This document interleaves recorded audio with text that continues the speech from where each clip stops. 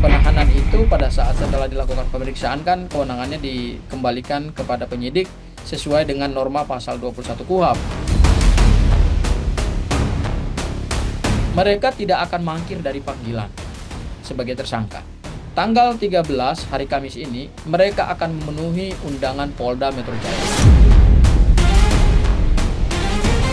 Kemudian terkait dengan pilihan pra peradilan, saya kira kan pra peradilan ini adalah haknya tersangka ya.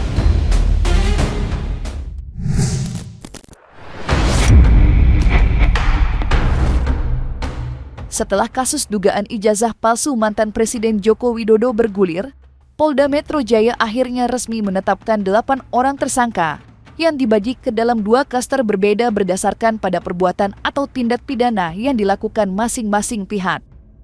Adapun 3 orang tersangka yakni Roy Suryo, Zismon, dan Dr. Tifa masuk dalam klaster kedua yang dikenakan sejumlah pasal, mulai dari fitnah, pencemaran nama baik hingga manipulasi data.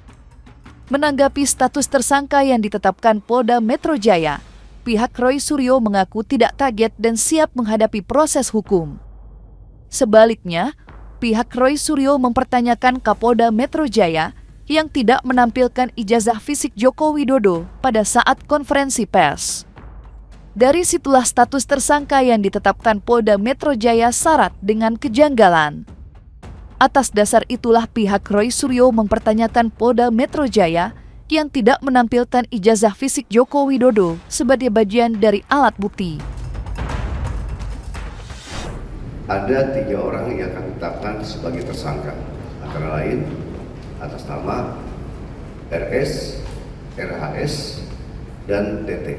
Penetapan tersangka ini bagi saya dan tim kuasa hukumnya Mas Roy Suryo sebenarnya bukan sesuatu yang mengagetkan ya, bukan sesuatu yang surprise lah. Kenapa? Karena memang dari awal kami sudah menebak bahwa laporan Pak Joko Widodo itu akan ditindaklanjuti oleh penyidik dengan dilakukan penetapan tersangka gitu. Karena kan laporan Pak Joko Widodo kan sudah naik dalam tahap penyidikan. Kami nggak terlalu melihat itu sesuatu yang surprise gitu. Tapi sesuatu yang mengagetkan bagi kami, sesuatu yang sebenarnya di luar dugaan kami bahwa pada saat Kapolda Metro Jaya mengumumkan 8 tersangka dalam 2 klaster itu, sebetulnya yang kami tunggu dan saya kira seluruh rakyat juga yang mendukung gerakan RRT itu menunggu adanya adanya ijazah Pak Jokowi yang disampaikan secara terbuka oleh Kapolda Metro Jaya gitu dalam konferensi pers kemarin. Karena memang polemik ijazah palsu Pak Joko Widodo ini kan tidak akan menjawab keraguan rakyat kalau ijazah berupa fisiknya itu kan tidak ditampilkan oleh Polda gitu ya. Sebetulnya yang kami tunggu-tunggu dalam penetapan tersangka itu adalah keluarnya ijazah Pak Joko Widodo dalam bentuk fisik dan disampaikan oleh Kapolda Metro Jaya. Tapi kan nyatanya harapan itu kan kemudian tidak terbukti ya. Harapan itu kan lagi-lagi tidak terbukti dalam gelar perkara kemarin atau konferensi pers kemarin gitu. Pak Jokowi sebagai juru bicara beliau juga dan juga dari perwakilan seluruh relawan Jokowi Prabowo Gibran, hari ini kita telah mendengarkan hasil dari 7 bulan penyelidikan dan penyidikan Polda Metro Jaya, dan kami mengucapkan terima kasih yang sebesar-besarnya, apresiasi yang setinggi-tingginya kepada Polda Metro Jaya yang telah memberikan kabar baik kepada kita semua bahwasanya dari 12 saksi terlapor ada 8 saksi yang menjadi tersangka. Jadi ada 4 yang memang tidak masuk dalam status tersangka. Dan ini menunjukkan bahwasanya ijazah Pak Jokowi itu adalah benar adanya, asli adanya. Bagi kami tim kuasa hukum dan kemudian saya kira rakyat Indonesia yang mendukung gerakan RT itu masih melihat adanya satu kejanggalan ya, dalam quote unquote kejanggalan terkait dengan status penetapan tersangka ini gitu. Karena kan barang bukti kunci kok kenapa nggak berani ditampilkan oleh Polda Metro Jaya gitu ya. Padahal itu yang sebenarnya selama ini kami tunggu, itu yang selama ini dinantikan oleh rakyat gitu. Kenapa? Karena penetapan tersangka itu kan kaitannya dengan tuduhan pencemaran nama baik. Dan pencemaran nama baik itu kan sangat terikat dengan sangat terkait dengan adanya keberadaan ijazah. Kalau nggak ada ijazah, kan nggak mungkin ada pencemaran nama baik.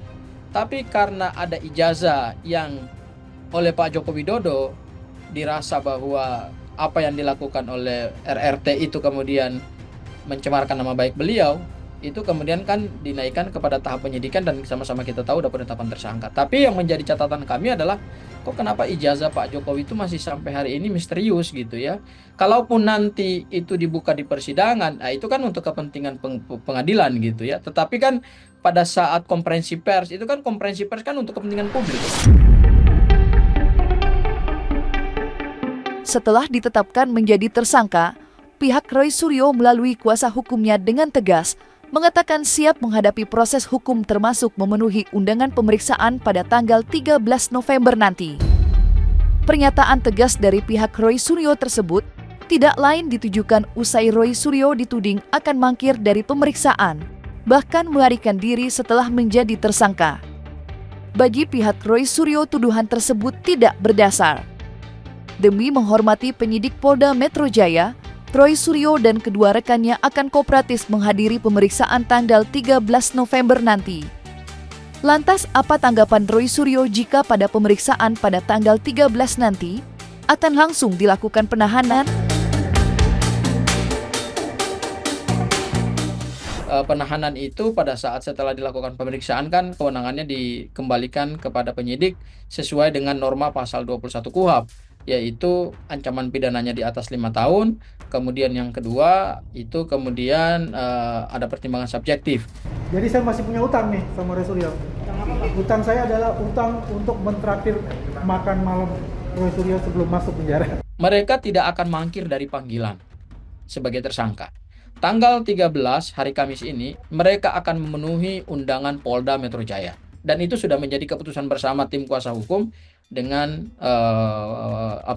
klaster RRT ya. Yang kemarin beberapa waktu yang lalu kami juga sudah bertemu dengan mereka, sudah mendiskusikan langkah-langkah hukum ke depan yang akan kami ambil. Intinya mereka pada tanggal 13 nanti hari Kamis mereka akan memenuhi undangan. Persiapan kami tentu kan ini karena sudah naik ke penetapan tersangka.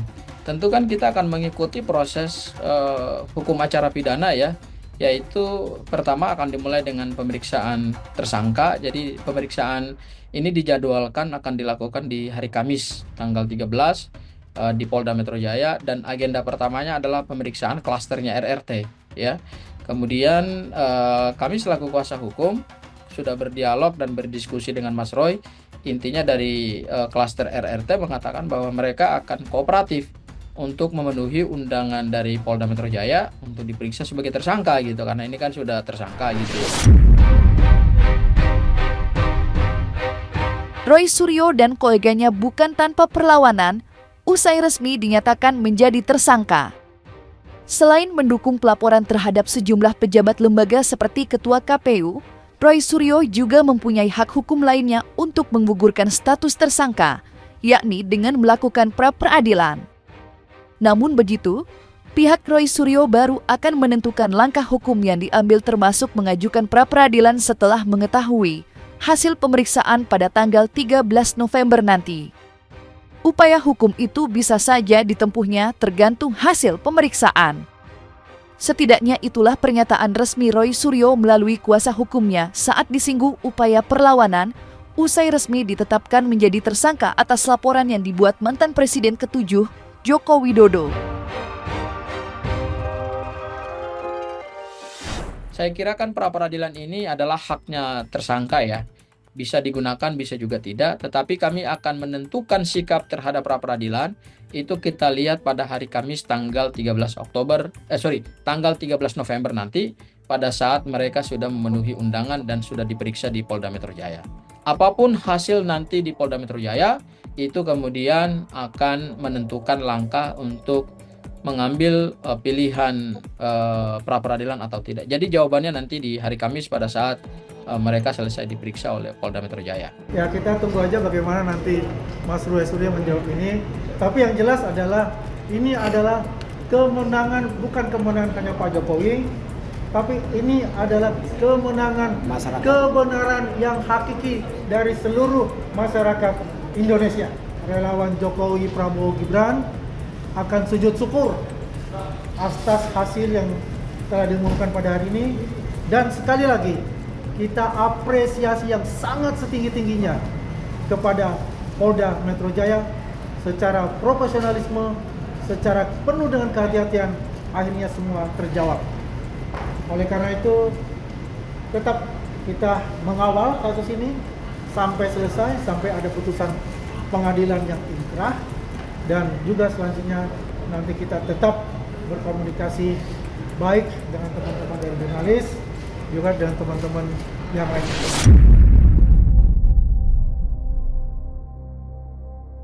Penetapan Roy Suryo dan 7 orang lainnya sebagai tersangka mendapat tanggapan sejumlah kalangan, salah satunya petinggi Majelis Ulama Indonesia MUI yang memperingatkan Roy Suryo bahwa kebebasan itu bertanggung jawab, bukan sebaliknya kebablasan.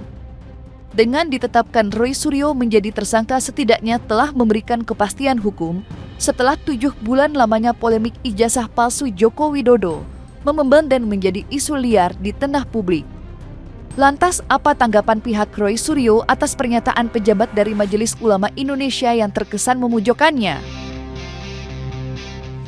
Sebetulnya kami sayangkan statement itu keluar. Kenapa? Karena kita hargai saja proses hukum ini gitu. Kita tidak bisa lagi mengatakan bahwa mereka melakukan pelanggaran hukum atau tidak melakukan pelanggaran hukum karena kan ranahnya belum ada persidangan gitu ya. Bisa saja apa yang mereka katakan ini kemudian terbukti di persidangan bahwa ijazah Pak Jokowi asli atau palsu, kan belum tentu kita hari ini menarik konklusi gitu. Jadi menurut saya seharusnya tokoh-tokoh bangsa gitu ya yang harusnya menjadi contoh tauladan bagi bangsa ini gitu, apalagi dari lembaga sekelas MUI gitu. Menurut saya semua harus menahan diri. Tunggu saja proses hukumnya karena ini kan sudah masuk ke ranah penegakan hukum.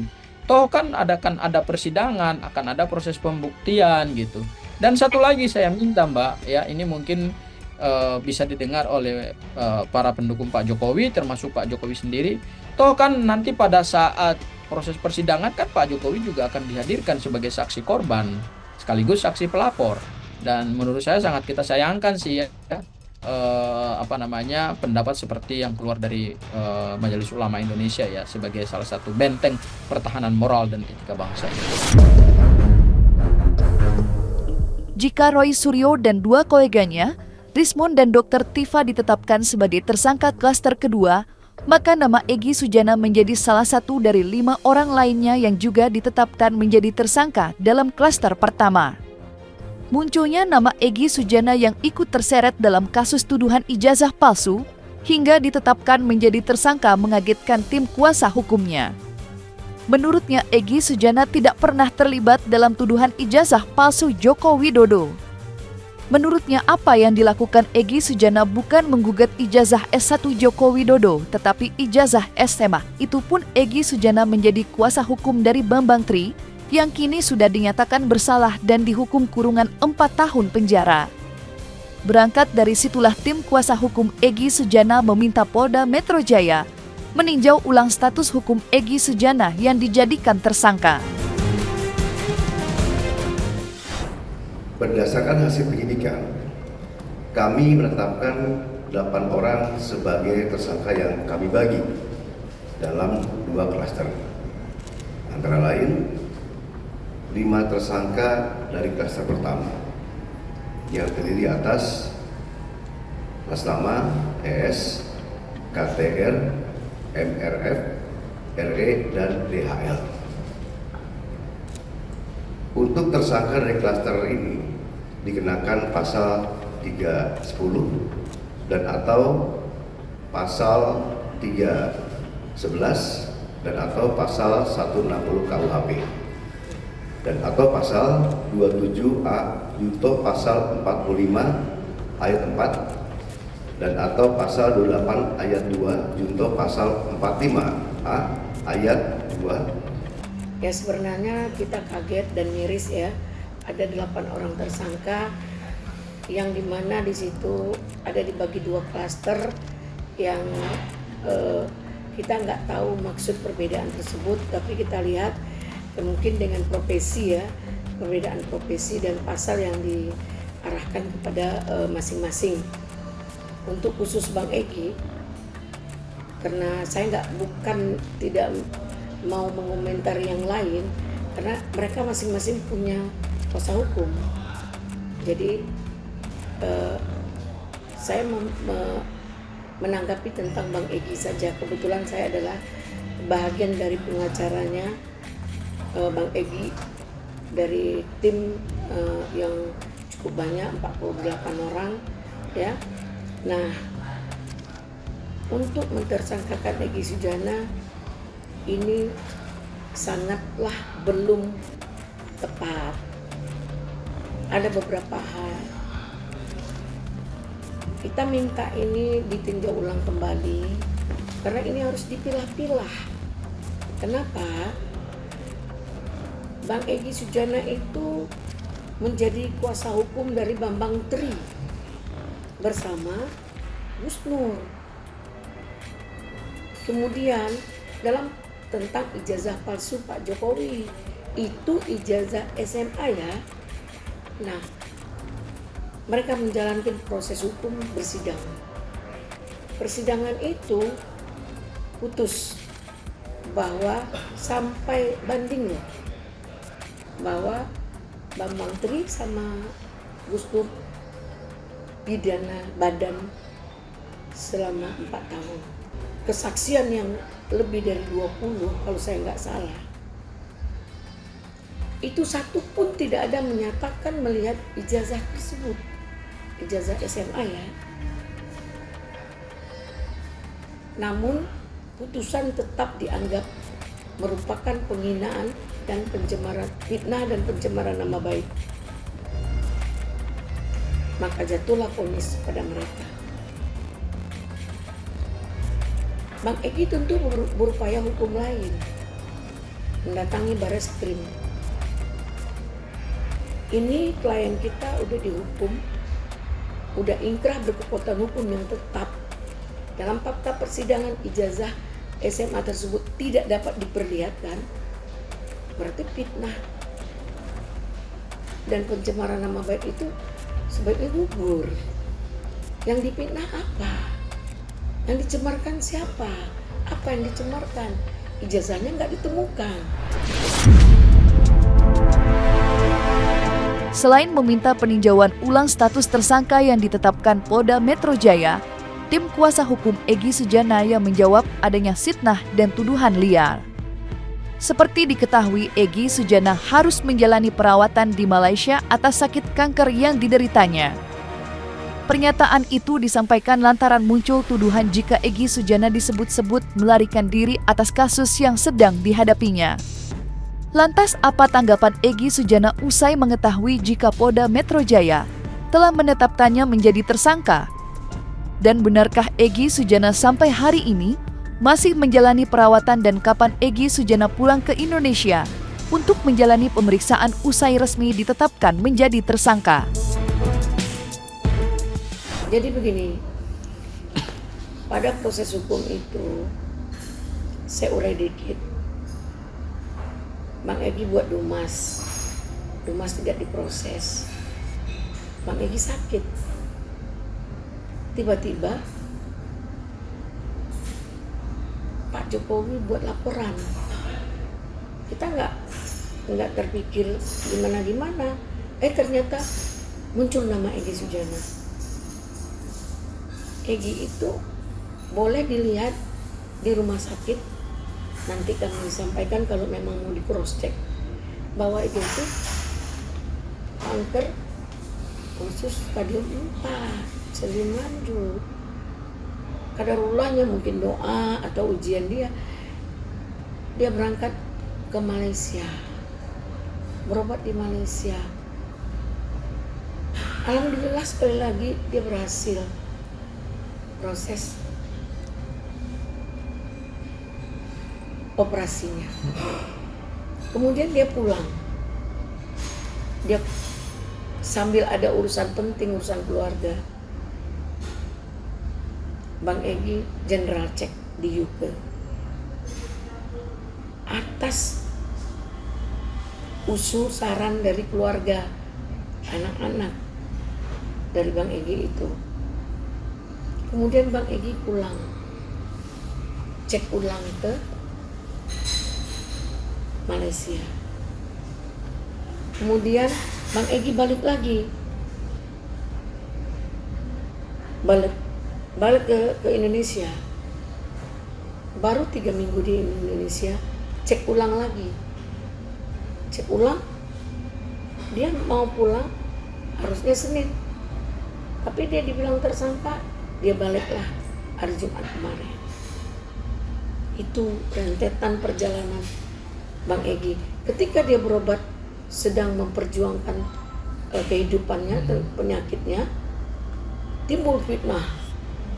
Dia melarikan diri, mangkir, terus dapat uang, dibayar uang, luar biasa fitnah. Bang Egy ketakutan, dia nggak mau statement tentang, dia nggak mau kerjasama tentang menggugat, tentang menggali perkara pidana tentang ijazah palsu. Makanya Bang Egy sudah disiram 50 miliar, udah disiram 10 miliar, disiram 30 miliar, macam-macam gosip itu, fitnah itu. Sementara Bang Egy murni berobat.